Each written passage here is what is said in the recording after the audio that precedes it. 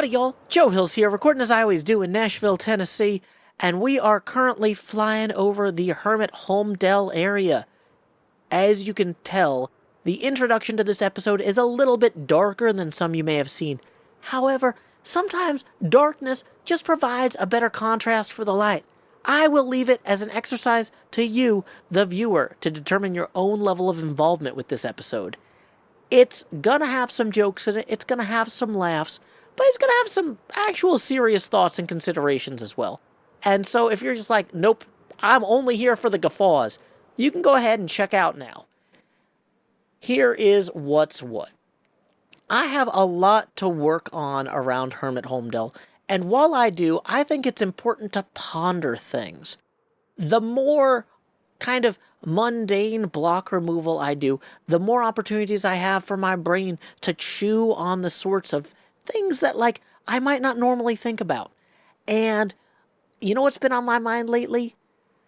Has been funeral preparations. It's not the most fun topic, so once again, if you want to leave, now's a great time.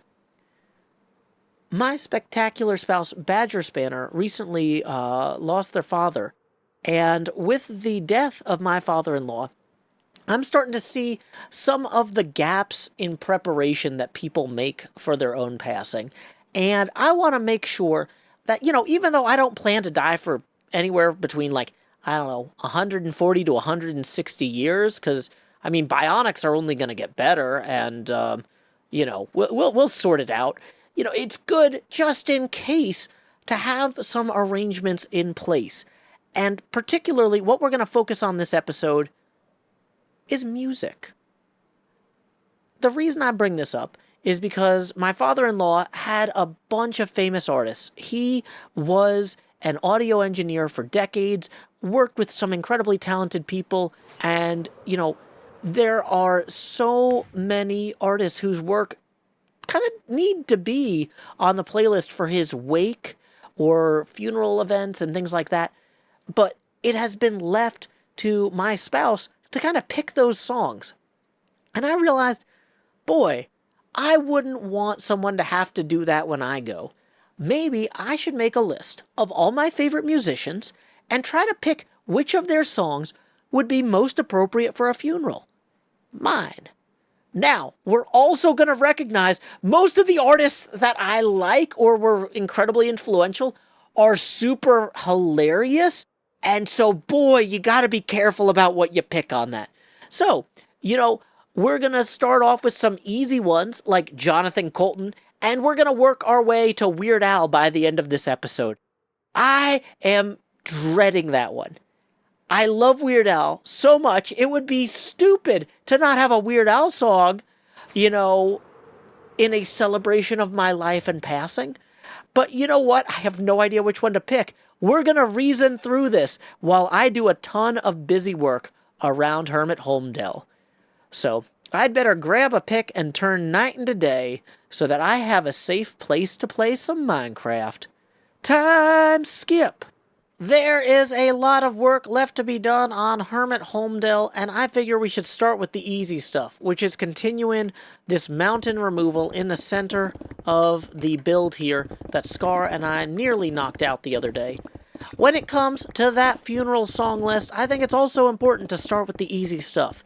For example, you know, there's 3 albums that I listen to a lot, or 3 artists, or 3 things, where I'm like, I gotta have something of this, right? I can't not have something by Jonathan Coulton. I can't not have something from the Wire soundtrack. And I can't not have something from the Walk Hard soundtrack. Now, Walk Hard is one of the only movies I've seen twice in theaters. In my opinion, it's one of the greatest films ever made. And it was a huge impact on me, kind of creatively. Really opened my mind about, like, what a trajectory for an artist could or should be, and also how surreal your art could be in the process. Obviously, it's a fictionalized retelling of Johnny Cash's life, but it's hilarious. I love the music, I love the acting, I love the script, top to bottom, amazing film. Can't not have a song from Walk Hard at my funeral. And one of the things that we're going to do throughout this episode is we're going to look at, like, both what the good choices are and what the terrible choices are. There's a lot of bad choices for every artist I want to pick. Once again, Weird Al, that's the one we're going to get to last. More bad choices than almost anyone else. But, you know, I'm not trying to give whoever is stuck with this task later on a bad time. I'm trying to give them an easier time. This is a legitimate effort. So we're going to entertain those bad ideas, throw them out, and then write down the good ones. So, you know, Walk Hard has a lot of really bizarre and random songs in it, and I don't want to be jarring to the people that show up at this sort of event. I want to have something that's going to help them get in the right mindset for approaching things. So I'm not going to do like the weird Bob Dylan pastiche, She Don't Use Jelly. That's a hilarious song. I think it's great, but it's not appropriate for the particular, you know, setting that we're talking about here. And, you know, neither is Did You Hear the News? Dewey Cox Died. Because while it is technically a dirge, not every dirge belongs at a funeral, specifically like a dirge about somebody else. I actually have deeply conflicted feelings about one of my favorite songs from when I was a kid. I remember singing American Pie in the car with my family, and that is, of course, a dirge about three of America's most famous, amazing, up-and-coming musicians. And I love the song. I think it's great, but I feel like in some ways playing that at my funeral isn't really appropriate because I feel like I'm comparing myself to Buddy Holly or the Big Bopper in that way. So maybe that doesn't go on the list. And neither does Did You Hear the News? Dewey Cox Died. However, there is a fantastic song at the end of Walk Hard called A Beautiful Ride, where the main character, Dewey Cox, looks back over his life and reflects on all the lessons he's learned. And I think it's actually a pretty funny song, but it's actually like legitimately good, and it has some important things for people to hear in it, you know? So that would be a good fit. Maybe we don't open the wake with it, but Beautiful Ride is not a terrible thing to have on the playlist. You might say, well, Joe, what are you going to open the wake with? Well, that's where we turn to the Wire soundtrack. I love The Wire. David Simon wrote an incredibly good show. The acting was just absolutely stellar. They shot on location as much as possible in Baltimore. One of HBO's greatest television shows ever. And they're famous for making great television shows, you know? But the soundtrack to The Wire. There's all sorts of beautiful songs in it that I absolutely love. Dance My Pain Away, I've Got Problems, is spectacular. I love FUJ, fantastic song, but not necessarily, it's like an upbeat salsa tango type thing. It's not necessarily what you want to play at a serious, you know, funereal setting. Now, there are 4 versions of the opening theme. No, 5. There's a separate version of the opening theme of The Wire, Way Down in the Hole. They have a different one every season. And you might think, Joe, one of those is going to be a good fit. But, you know, I feel like the whole premise of that song, like, Jacob's golden ladder gets slippery at the top. Many a saint, something, took that long, long drop. If I'm late, don't wait. Go on without me. I may tarry a while. I need to know before I go what makes the devil smile. Dun, dun, dun, dun, dun, dun. That song is interesting, but like, I feel like that's the sort of song you play if you're like Frank Sinatra. If you're like some sort of famous entertainer who goes and has all these like wild indulgences and lives this party life, but I don't. I've kind of, you know, either been a single parent or a married family man for most of my life. That song is not a good fit for like me. And I love the song. I think it's great, but it's just not the sort of thing that fits, I think, in this particular case. For me, though, I will say from the Wire soundtrack, I really like the song The Body of an American. Now, I am not a boxer who fought in the war, but the song The Body of an American is a dirge that really focuses on people enjoying each other's presence at a wake. And I feel like that sets the tone like, hey, You know, I want y'all to be here together for each other, right? I feel like that's the sort of sentiment that I would want to communicate. Yeah, this is not a song that really covers my life or my life experience, but it does convey what I want to convey. And so from the Wire soundtrack, Body of an American. Open Awake with that. That's an easy choice. Okay, so we got 2 songs so far. We got Beautiful Ride from Walk Hard. We got Body of an American from the Wire soundtrack. The next easy slam dunk, I don't even need to think about it choice, is I was like, I need something by Jonathan Coulton. Now, Jonathan Coulton has written some of my favorite songs ever, including Still Alive.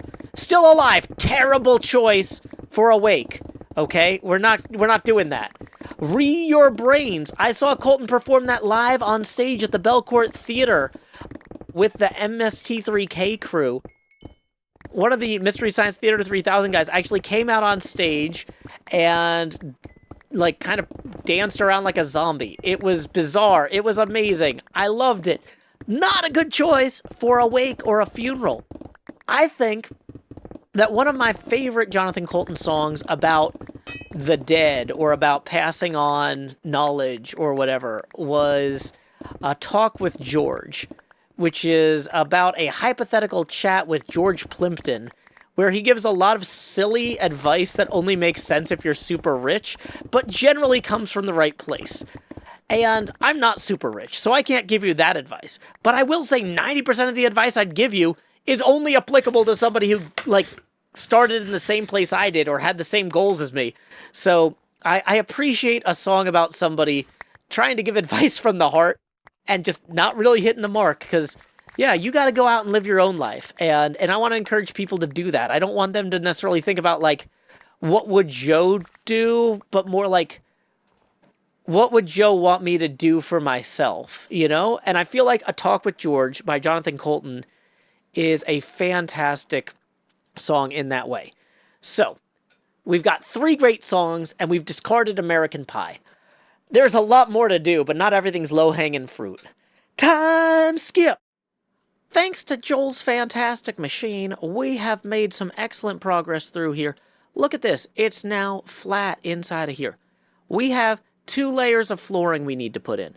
The very lowest layer of floor on this building is kind of like a logistics floor where the trash goes out, shipments come in, that sort of thing. The roads that I'm about to show you, like this one, and on this side, that one, and that one, and that one. These 4 roads, which, I mean, they're basically 2 roads, really.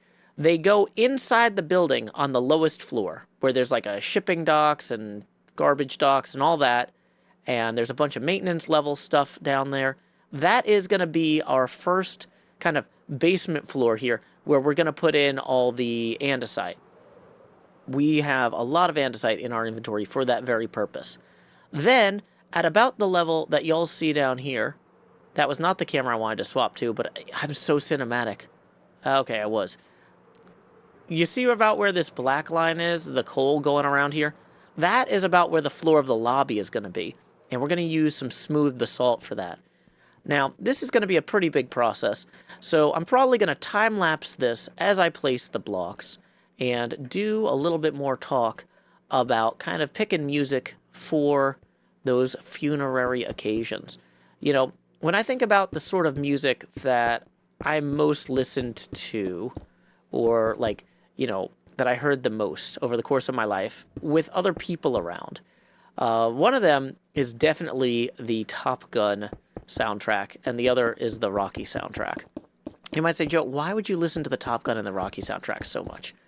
Well, back when I was doing ROTC, Reserve Officer Training Corps, as a Naval ROTC midshipman with the USMC, aka Marine option, we had to wake up early all the time.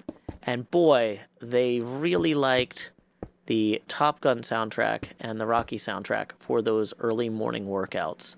So I've probably heard those more than almost any other albums ever. And you know what? I actually still like them.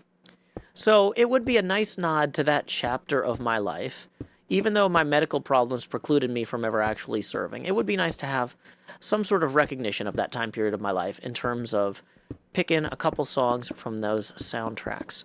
Now, obviously, there are some real high-energy bangers, as the kids would say, in those soundtracks, like Eye of the Tiger and Danger Zone. But when you ask, like, what do I want people to listen to at my wake? Or what would be appropriate at some sort of funeral or remembrance of life? I'm not sure that Highway to the Danger Zone is the best choice. Even though I love the song, Kenny Loggins is great. The Shirlene cover of it is just absolutely fantastic and really showcases the lyrics in a way that the original maybe didn't. So it's always interesting seeing artists revisit their work later. So yeah, that Loggins Shirlene cover, pretty solid. But yeah, obviously I'm not a fighter pilot, and I never was. So, the Top Gun anthem, not going to really make a lot of sense. I do like the Sitting on the Dock of the Bay, though I feel like it's a very, very chill song. And it has kind of a tone or a mood of meditation and enjoying life and enjoying nature that I think is also reflective of some of the things that, I always wish I have more time for and that I might want to encourage other people to make time for. I'm pretty happy with Sitting on the Dock of the Bay in terms of the Top Gun soundtrack, but when I look through the Rocky soundtrack list, a lot of the songs are just way too high energy and upbeat. And I thought, there's a few that are more thoughtful in one way or another, but then when I actually started looking at the lyrics to them, they're not really suitable. And you know what? I feel like that's part of this process, is just being able to go, okay, well, I wanted to look at a couple albums from a certain point in my life and see if there was anything good from each of them. And there was something good from one of them, but the other one, we're just going to shrug and move on. That's okay. I would feel terrible if I had told the people who survived me, pick something from the Rocky soundtrack, and I had never gone and looked at this myself, and then left them with this impossible choice. It's better that I'm looking through it and going, oh, you know what? That was a bad suggestion. Okay, nobody needs to stress out about that. Next problem.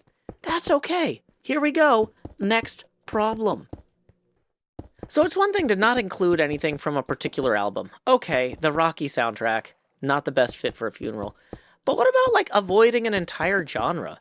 Is it appropriate for me to just leave instructions that say, don't play anything from musicals? Because, I kind of think it is.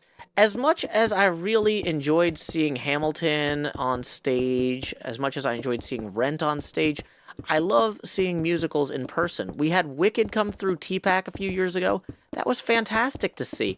But I don't feel like the sort of patter in a musical is really suitable for these sorts of occasions, And I feel like it's important for me to, mention that.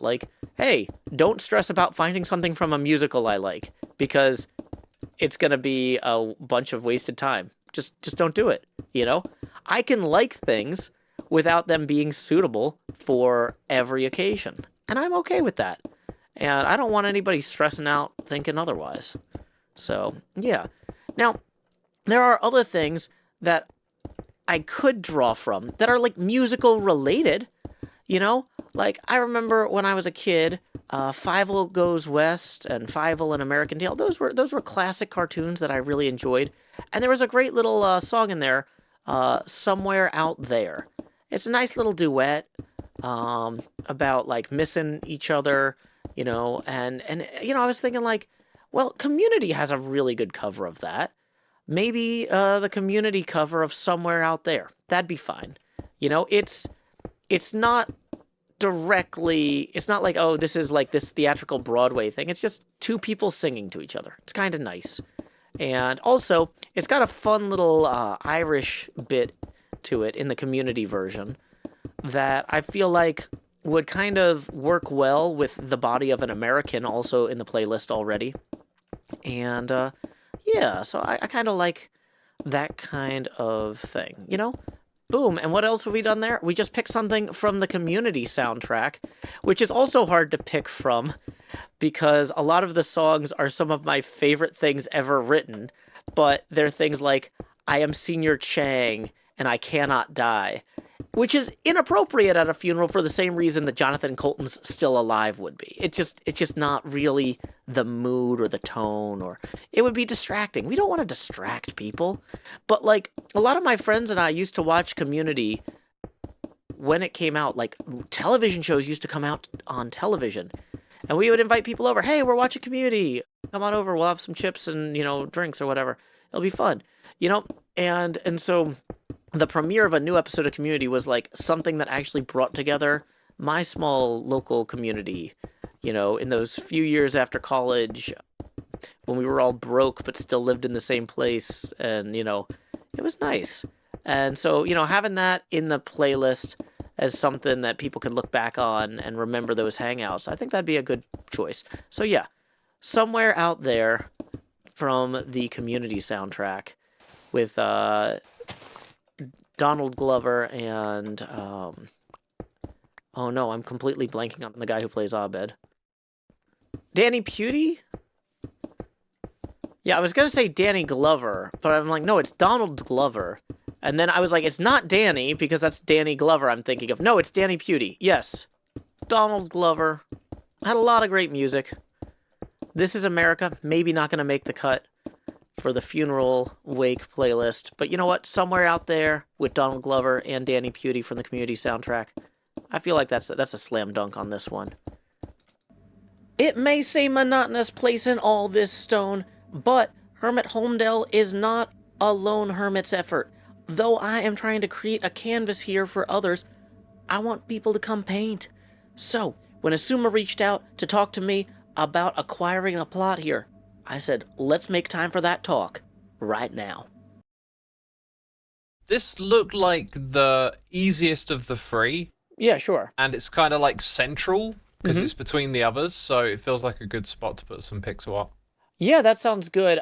So basically what I would do is I would flatten on the right side there. You see there's a little bit of like land that's just above the, the ice level there. And then, I could shave down the land so everything's level with the ice. And then I could remove the trees on this side. That hillside would kind of naturally kind of fold into there a little bit on the corner, but it wouldn't encroach much. The ice is like one block below the frog lamps, right? Correct. And so if you wanted the pixel, do you want the pixel art to be flush with the frog lamps, or do you want it to go above the frog lamps? I think it doesn't matter. So if it's flush with it, it'll be fine. Okay, cool. Because, yeah, if you wanted to come in and, like, there's some place where the ice won't go because of the frog lamps, you could put blue wool, like light blue wool or something in to fill in the gaps in the water, maybe. That's an important question. Like, what is the base color going to be? Yeah. I could even do, like, a fade or, like, some kind of pattern. I'm not sure. I haven't thought this through that much. Well, and in some ways, if the base color isn't going to be light blue, then what you probably want to do is go above the ice. So you don't have to remove the ice and replace it all. Or the ice could be the base, and we put pixel art out of wall on top of it. I mean, I was imagining, like, you were going to be doing the pixel art, like, on the flat surface. Or were you imagining this would be, like, a bunch of, like, cutouts standing on top of the ice? I just had so much fun doing it the other day that I was like, this would be cool if we did it on the server. So I pictured just doing it flat on the ground, but I hadn't thought, like, what color the canvas you'd be doing it on would be, because I was using a blue background and painting things that, would be out in the wild. You look at it, like, if you look at flowers in a field, there's a blue background there as well, right? The sky. Yeah. Now, one option, is that you do have that Wither Rose farm set up, so you have plenty of black dye. You could do black concrete and make this like a parking lot, because the original building, this is like a black asphalt parking lot that people could do chalk art on. And this could be a simulated giant chalk art project with, bright colored pixel art on top of a black background in that way. I have a feeling black will make it just like more dramatic and interesting to look at. Mm-hmm. It's very neutral. And I also have the wool farm as well, right? Yeah, so you could use So I'll black use wool. that. Yeah. Okay, black wool, we can do that. And we'll place that above the ice. Yeah, and so then that's going to end up with the black wool flush with the frog lights, and that'll look good. And then we can put pixel art on top of it. Yeah, that sounds good to me. All right. Beacons will help because we're probably going to want to like carve out some of the black wool and replace it with pixel art. Oh, were you... Well, that, or if you wanted to do carpet on top of it. I guess it depends, too, if you're using full blocks or carpet for the pixel art.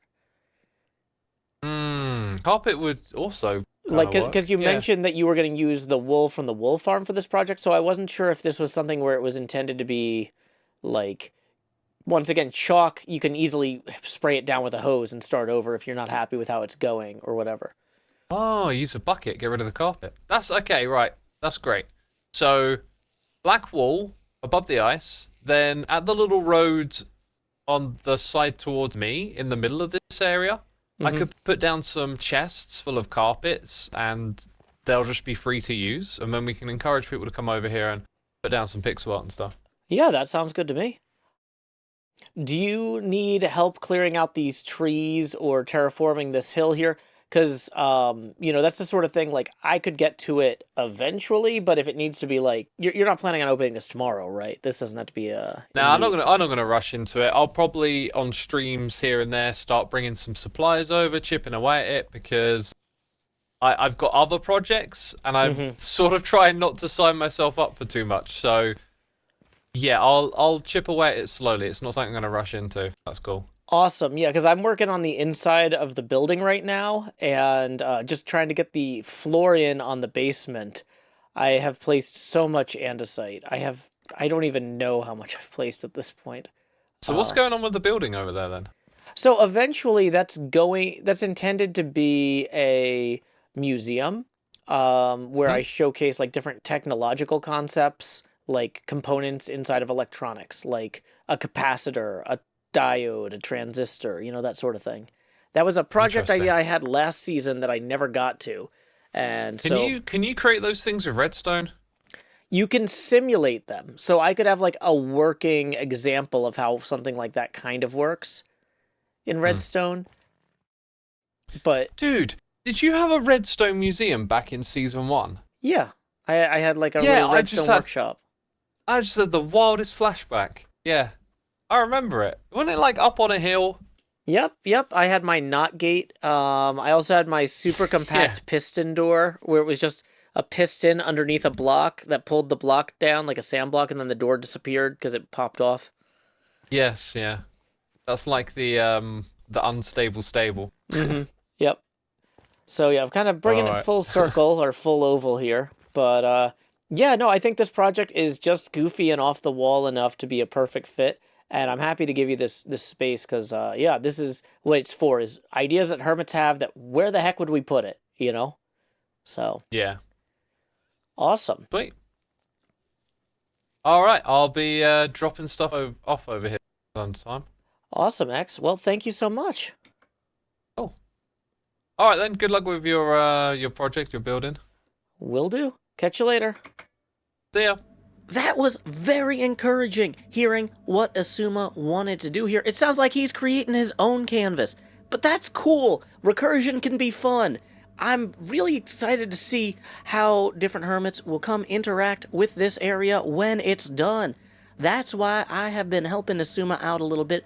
While he has constructed a magnificent sheep farm, I've been grabbing some wool out of it in order to help get all this parking lot in. Of course, Xisuma wants to do a lot of that himself, but he also had the power supply blow on his computer, and he's a little bit behind on everything, so it doesn't hurt for me to pitch in where I can too.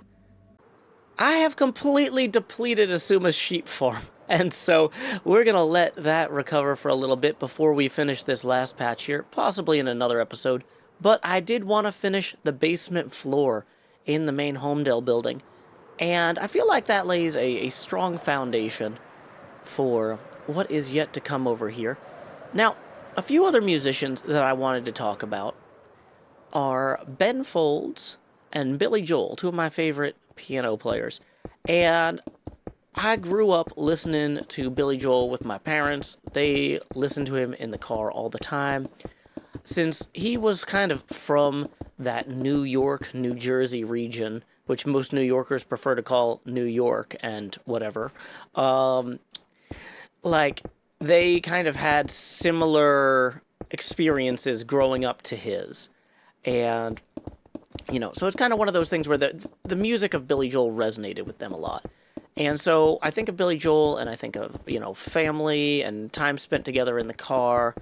And just, it makes me feel good, I feel like it would be cool to have at least one Billy Joel song in the mix, But when I think about, like, which ones are appropriate, the ones that I like the most definitely aren't super fitting. We Didn't Start the Fire is a timeline, and while I do have a degree in history, and that timeline song helped me a lot with keeping track of which events happened in which order, not the best for a wake. And Billy Joel not exactly writing a lot of, traditionally religious songs that would soothe people in that sort of state. So, let's see, Only the Good Die Young, not a great choice. Fun song, not a great choice. So that got me thinking, one of the things that resonated with my parents about Billy Joel was that he grew up near where they grew up. And for a few years, my parents lived in eastern Pennsylvania when I was very small. And we lived actually pretty close to Allentown. And we drove past Bethlehem Steel. I remember the huge buildings from my youth. And it's one of those things where I feel like the song Allentown kind of captures both a feeling of economic stress and optimism that actually kind of has echoed through my own generation when everything kind of crashed in 2008 or 2000. Yeah, it was 2008, I guess. It was right when I was graduating from college. Everything kind of slipped out from under America economically and set a lot of people's lives back. I myself am one of the few people from my peer group who had kids at the time. Whereas it's funny because my younger siblings, them and their cohort are all having kids way younger because they didn't have as much, crippling student debt and economic anxiety immediately. Or even if they did have some student debt, like, they were able to recover from it more quickly because they could get jobs easier or better paying jobs easier. And so the idea of starting a family wasn't as scary for them. So I don't know. I think Allentown kind of captures both a strong sense of place and a strong sense of a moment in time and a sentiment that I find familiar. And so, yeah, I was thinking from Billy Joel, Allentown would probably be the best choice. My other favorite piano rocker, Ben Folds, of course. A lot of his music is very interesting.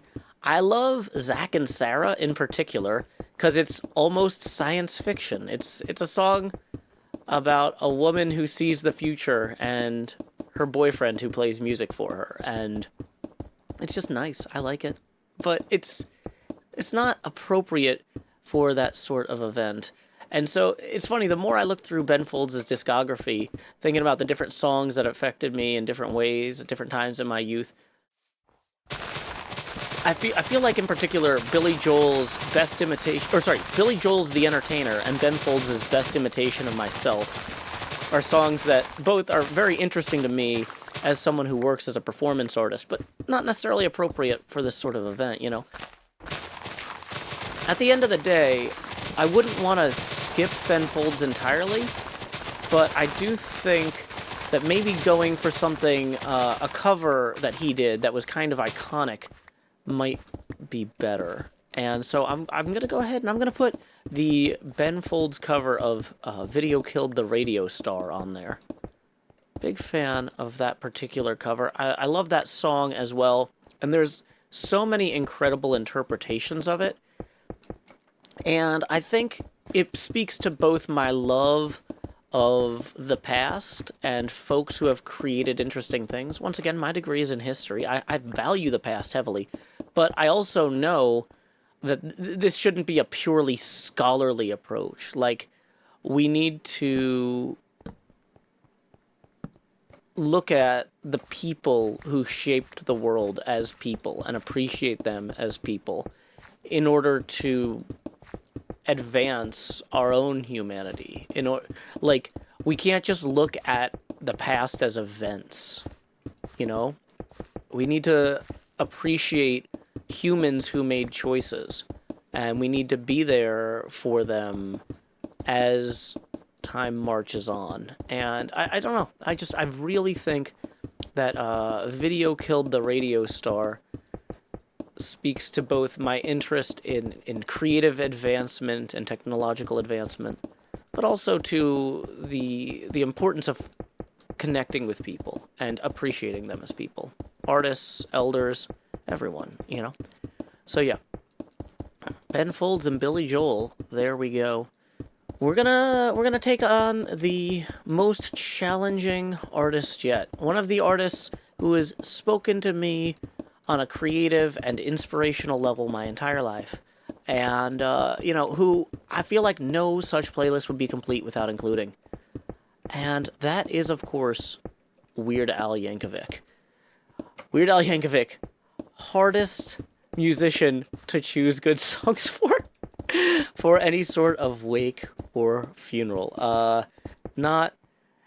I would feel terrible leaving instructions, pick something by Weird Al, as an open-ended challenge to somebody organizing such an event for me. That would not be fair.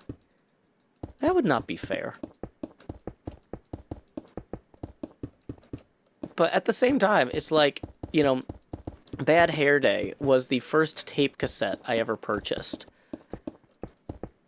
My memory's a little foggy, but I'm actually pretty sure that the first compact disc I ever purchased back in high school was Running with Scissors. I think I had a CD or two before then that might have been gifts, but I think the first, in both cases of the compact disc and the cassette, the first media I spent my own money on was Weird Al. I have seen Weird Al live. I have really enjoyed his work. Never met the guy personally, but he seems like he knows what he's doing.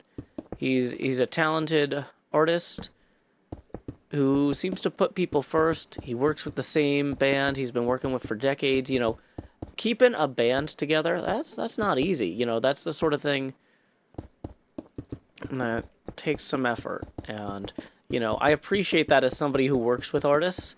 Like, I am so fortunate to work with so many creative and talented people, but creative and talented people don't always just harmonize, you know? It's an effort. And so yeah, Weird Al, huge inspiration to me. But what song would you possibly put in any sort of funeral sense involving Weird Al? Uh-oh. We're out of andesite. Time skip. All that granite I've been collecting paid off because Pearlescent Moon was willing to trade me some diorite and andesite in exchange for some of that good old-fashioned granite. I didn't realize when I started on this project, I'm like, oh, let me just put in a floor on the basement. A lot of hermits will just put torches on the terrain and then put the first floor above the basement. But you know what? I don't want to just have dirt and grass down here and stone. We're going to put a real floor in. And then as I'm working on it, I'm like, I feel like I've burned through a lot of materials. I get out the map that I've been working from and I do some measurements. I'm like, oh, I need 36,000 blocks of andesite to do this basement floor. 36,000?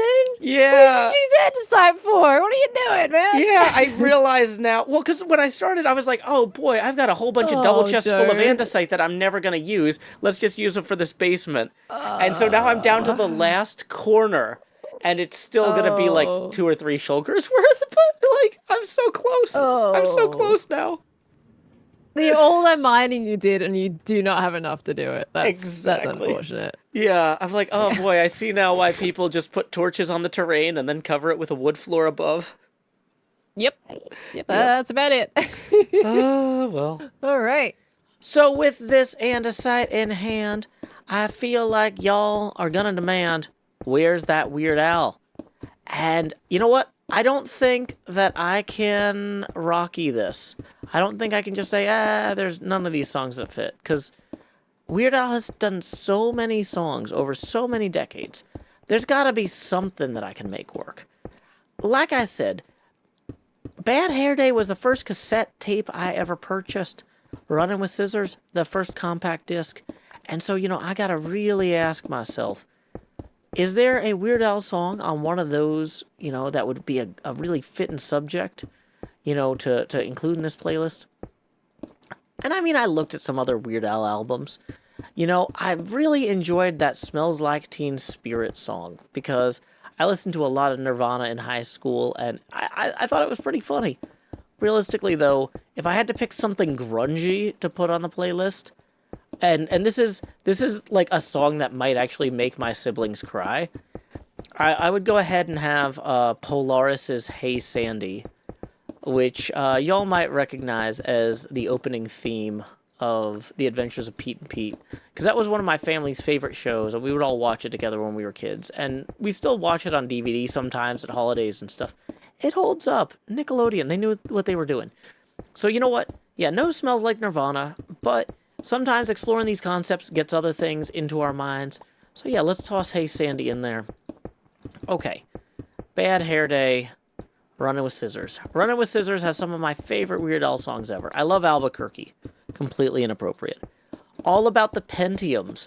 Arguably, as a tech worker for a good portion of my life and a computer geek for basically all of it, that's a very fitting song that captures some of the spirit of who I am, whether I'm proud of that or not. But once again, the audience here is people who would be coming to remember me, and I feel like that's just not really the tone that I'm looking for, So when I think about tone, I think about dial tones. And for a couple years, I moved around a lot as a kid. For a couple years, I lived in the Orlando, Florida kind of radio area, and we could get WTKS from Cocoa Beach, Orlando. And there was some radio shows on WTKS that would do prank phone calls. And I thought those were the absolute funniest things. And talk radio doing prank phone calls, that was one of the things that got me started thinking, like, boy, I like being funny. I like the radio. Maybe one day I'll work in radio. Well, kids, it hasn't happened yet. I am not working in radio. I'm playing Minecraft for a living. But it actually is a lot like working in talk radio, what I do. And a lot of the lessons I learned from those folks, really, I try to carry into what I create every day.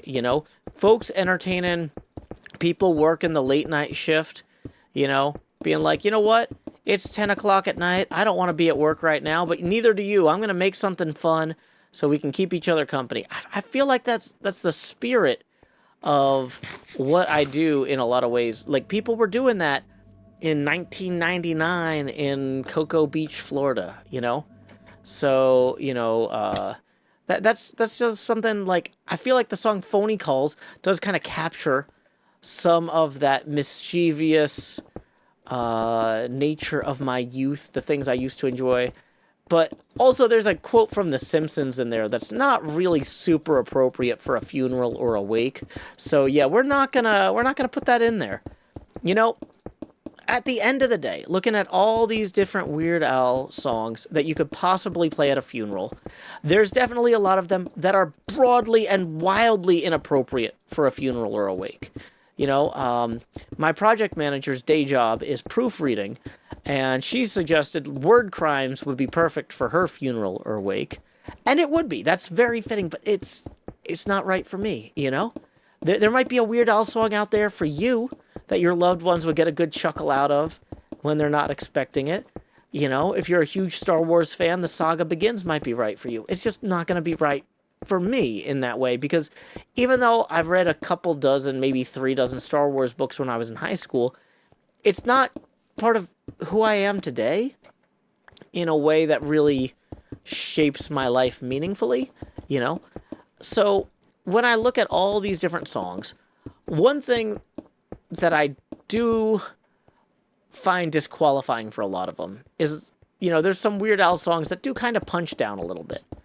And so I feel like if I'm going to have a song that's a little bit punchy in any direction, it should be mocking me, I deserve a bit of mockery, but, I don't want to necessarily be mocking the people who came all this way. What if people flew out for this, You don't want to offend people, who flew out for this. So, I was looking at it, and there's the song Since You've Been Gone, which is about how hard it is that somebody else is gone.